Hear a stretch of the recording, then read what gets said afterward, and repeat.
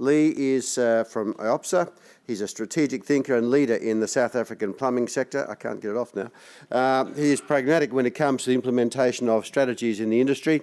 He's worked with many industry stakeholders from national and international government agencies, colleagues, parastatals, local authorities to the all-important plumber on the ground in making a difference to the South African plumbing sector. While his formal education includes a degree in construction management and plumbing qualification, his real-life learning and experience has come from his various business activities and undertakings, and he notes here, he's had both failures and successes. He was instrumental in the establishment of the official South African professional body for plumbers. Lea served as the president of the Master Builders Association more than once and is currently chairman of the Plumbing Industry Registration Board. Please welcome him to talk on the subject Compliance Through Accountability, a South African plumbing perspective. Welcome, Lee. Thank you.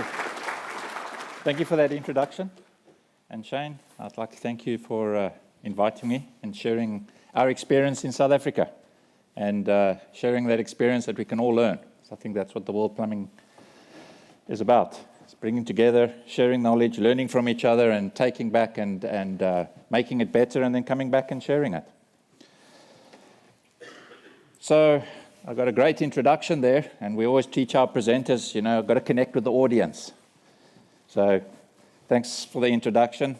And I just want to add to it that I currently serve as the president of the Institute of Plumbing of South Africa as a volunteer. So I've been in the trenches. I've been right through the whole process of digging pipes, right all the way to being a trainer, training provider, and now we're dabbling in, because I'm a businessman, dabbling in also in certification and testing as well. So I've been through that whole facet. But a little bit closer as well, I reside in a city called Tshwane, Pretoria. I think you'll get a closer relationship is Johannesburg. All know that one. Or better yet, Loftus. Connect with the audience. That's where I come. There, our executive director is his favorite team, isn't it, Brendan? The Bulls. Gauteng within South Africa, and just to connect a little bit closer, we all know that one. Isn't that so? And yet again. It's interesting to note, just before we came, we got a little competition going in the office where we put some pool of money in, and then for the World Cup we've drawn some tickets out. So my wife is also working for me in the office, or I work for her in the office, let's be clear. So we had to. So I put my money in, and I drew out two little cards, right, with the names on it, and one was Georgia, and one was Australia. So I thought, cool, I'll give the Georgia to my wife, and I'll keep the Australian one. Coming here and listening, I think I'm going to go back and choose Georgia now. So, as you know, we're talking under the protection pillar, the fourth pillar. It's all about protection of the consumer and for the community and whole. But I think what's more important for us when we went on our journey, to start off, it's the protection of the practitioner. Because while we understand that protection from the consumer and the environment was important, we need to protect the practitioner first. That is the starting point. But just a little bit of context about South Africa and the plumbing industry in South Africa. We do have a qualification, so we are pretty clear in that. We've got an apprenticeship program. We do go through that. It's very rocky. It's not pretty straightforward. There's a lot of changes that have happened in that specific environment. We do have trade unions around, but the plumbing industry is not unionized in any way. So we don't have a protection from that specific environment. It is specifically in the plumbing industry. The electrical industry is very much unionized, but the plumbing industry is not. Further to that, yes, as many other countries, we do have regulations, we do have standards, and we do have local bylaws. That's our national water regulation that we have. Standards, South African national standards, developed by the South African Bureau of Standards, we have installation standards, and we do have product standards. So that's all in place, and we have a national building regulations that we have to comply to. It's interesting to note in our national building regulations, there's only one trade mentioned, and that is the plumbing. But we've got all that. We've got the rules, we've got the regulations, we've got the educational environment, all there, but it's failing us. And we as an industry had to turn around and say, we need to start protecting it as an industry. We need to step back and say, if it's not going to be by others that are not going to protect us, we needed to own that specific space and move forward with that one. We just did a research document with another organization, and we have 125,000 self-identified plumbers in South Africa. Now, there's a difference between self-identified and being a plumber. Massive margin, because I self-identify myself as a doctor. Doesn't make me a doctor.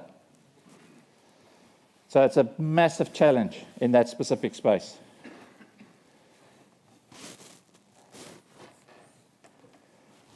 This is what he said when they had prohibition around. For nothing is more destructive of respect of government and the law of the land than passing laws which cannot be enforced. True, isn't it? So, our journey started. Institute of Plumbing, just to draw some context, the Institute of Plumbing is similar to the Master Plumbers. We're a member organization. Contractors, companies belong to the association. We're running at about 700, 750. That's national. We're a national organization. We do represent ourselves on regions, but unlike the Master Plumbers here, which has got their own territories, we're a national organization. We're about 30 years this year. So we do have that in place, and as part of our journey, we were members of the Institute of Plumbing. It's about 10 years ago. We said, well, we need to now step up as an organization to protect not our members, but the plumbing industry as a whole. And we said, well, what is the starting point? So we approached the World Plumbing Council, and we said, just point us in a direction of what is best practice. And it's interesting to note, they pointed at us to Melbourne. 2008, around about that period. And we pointed to the PIC, which, as you know, VBA now, and said, come, let's come along. Met up with Gary. Where's Gary? Is Gary in the audience? Gary Bath. Everybody know Gary Bath? There he is. He was our first point of contact 10 years ago. Came across, introduced us to Shane, director of the PIC. Is that correct?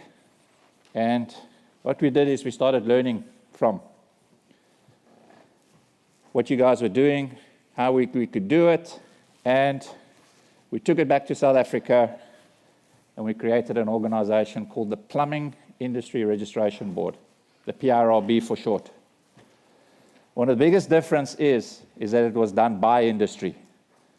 So this is a non-profit organization, not regulated by industry at that particular point in time. But we said we had to make a difference. And one of the big differences is we didn't include it within IOPSA, because IOPSA had to remain a voluntary process. This was separated from it because this was a registration for the whole of the industry, and we knew that in the long run it would have become a mandatory process and written into regulations. So from there, we have three key drivers: is registration, that famous one, continuous professional development, and the more important one, monitoring. And those were the three key target areas that we said we need to move towards and tackle. Actually, CPD has only really come to the forefront in the last 3-4 years. It's really coming to the forefront. So we really started off with registration and monitoring process. And I just want to do a quick bit of a side note. It was quite interesting. In 2008, when we came across, we had a look what you guys were doing. We took it back to South Africa, and we South Africanized it, if you want to put it that way, in our context. When we were here in 2008, your COC process worked on the dial function. You know, you dialed it up and you registered it from that particular point. When we took it back, we did it straight away into an electronic environment. You know, it was about 2 years later, we invited Shane across. Shane came across, have a look how we were progressing. And then 2 years later, we came across again, and then Shane applied what we were doing here. And that is where your toolbox started, because we learned from it. And that's good, because now we're learning from each other, which I think is great. And I think, and I was listening to all the speeches. I mean, I was picking up chatbots, just starting that process now. Brilliant technology. We're busy delving into it. How can we make our lives easier with the technology? But we can talk tons about what can be done in there. So let's just delve a little bit. So registration in the process, you think it was simple because we got a qualification. There's a competency. Easy, tick box, pull the guy aboard. However, there's an interesting slide. This is our age analysis of the register. So unlike the Singaporean ones, sure, which is leaning more towards this way, ours is kind of very good bell curve from that point of view. This is about 7,000. Remember I said 125,000? How many plumbers are there in South Africa? We don't know. We reckon between 10 and 15,000. That's what we believe, we feel. We're registering at the moment about 7,000. So that's an age analysis of about 7,000 plumbers. But unlike in Australia, when you come aboard on the licensing side, they do an assessment on you.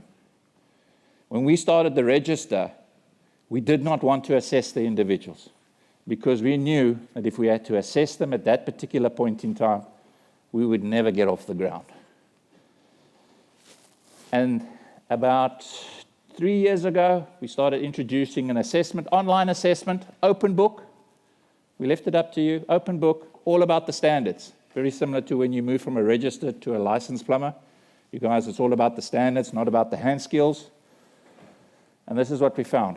76% failure.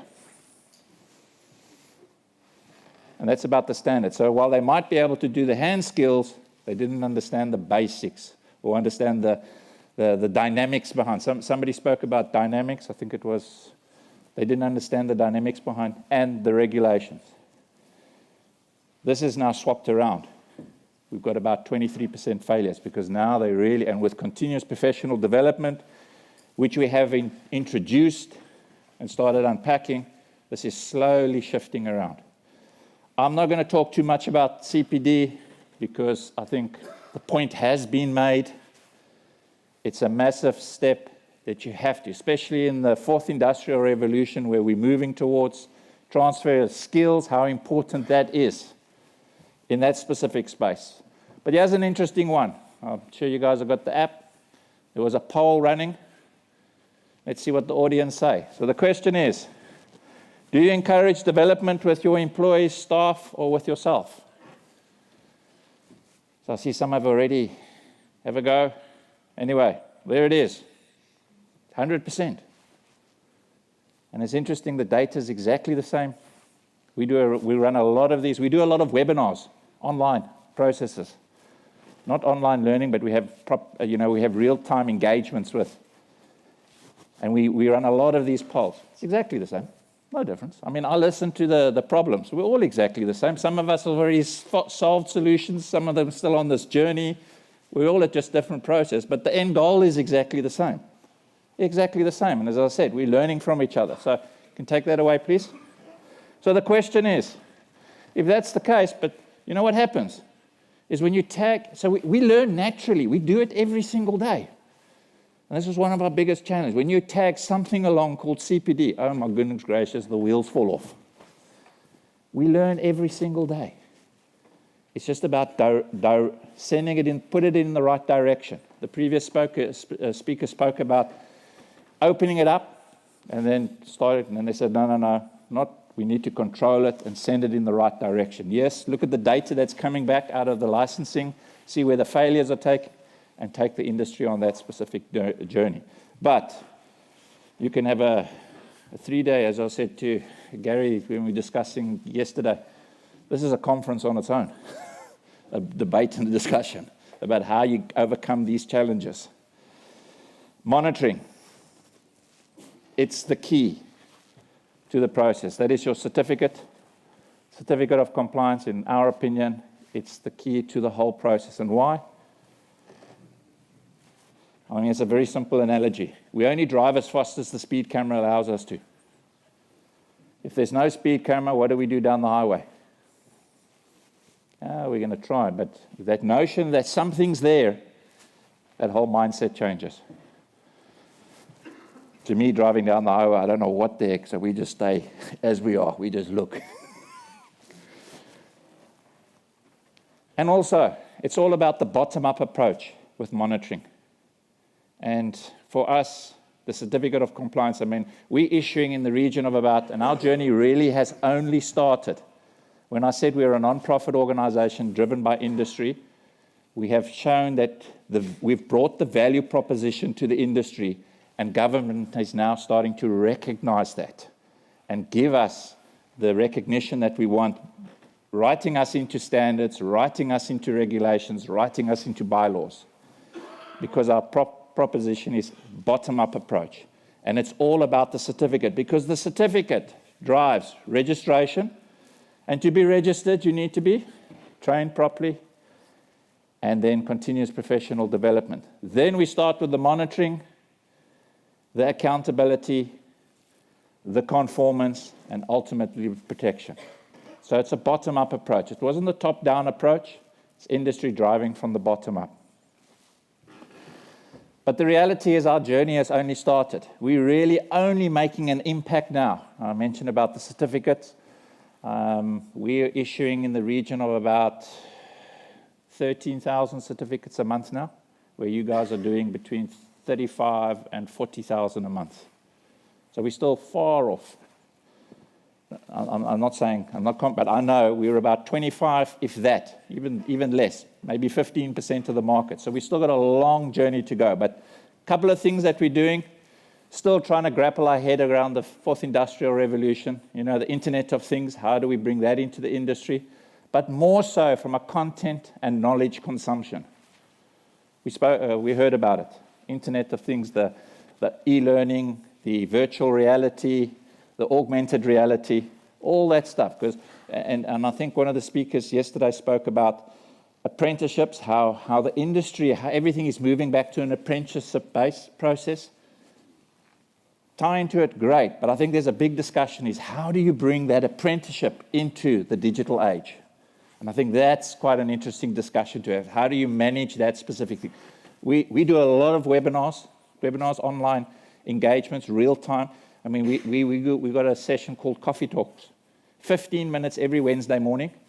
We have live sessions. Everybody dials in. Everybody's allowed to dial in from the industry, and they have a live discussion where they can ask by 15 minutes. By the time you finish, very short segments, a little bit of information, move on. Quick bursts, in and out. We're looking at starting podcasting now, some live radio sessions, so we can start that. It's about sharing content. The end goal is exactly the same. The content's the same. The end goal is to get it out. It's the way in which we've got to consume it now. And that's the debate we've got to have. It might look strange, master plumbers, but that next level, got that licensed plumber, where do we take him up to? What is the next level that we're taking up to? We've just finished quite a good research on that specific thing, and we're going to be unpacking that in the next couple of months out. Interesting one with CPD. Gamification. I don't know how many of you have heard about gamification. It's gamifying a human, the Singaporean, you indicated how do you change a human behavior? Through gamifications, through a point-based system, through a how do we,